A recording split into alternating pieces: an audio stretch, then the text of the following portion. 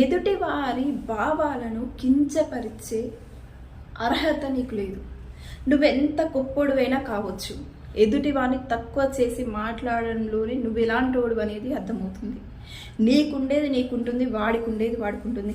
అంత మాత్రాన ఒకరిని తప్పుగా, ఒకరిని చులకనగా, ఒకరిని హేళనగా మాట్లాడడం కరెక్ట్ కాదు.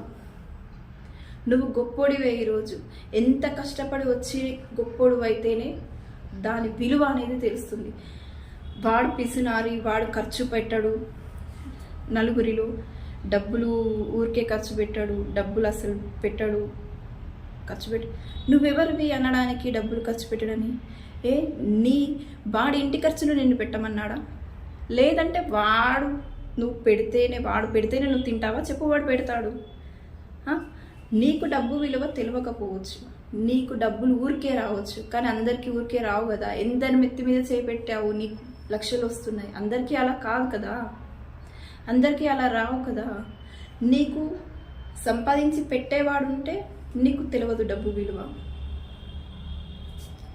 లేదంటే నీకు తాతలు సంపాదించిన ఆస్తులైనా ఉండాలి, నువ్వు ఇష్టం వచ్చినట్టు ఖర్చు పెట్టడానికి. ఎవరి స్థాహతకు వాళ్ళు ఖర్చులు పెట్టుకుంటారు.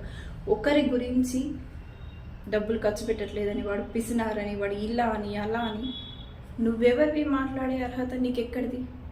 వాడి కుటుంబాన్ని నువ్వు పోషిస్తున్నావా ఏమైనా? నువ్వు పెడితేనే తింటున్నాడా? నువ్వెవరు అనడానికి నీకెక్కడిది అర్హత? ఒకరిని తక్కువ చేసి మాట్లాడడానికి. ఎంతమంది నెత్తిల మీద చేతులు పెట్టేవాడే లక్షలు ఖర్చు పెడతాడు, లక్షలు పాడేస్తాడు. కష్టపడి సంపాదించినప్పుడు ఎప్పుడూ ఖర్చు పెట్టాడు. లేదు అంటే ఆస్తులు అమ్మేసుకుంటారు నువ్వు తాహతకు మించి ఖర్చు పెడితే.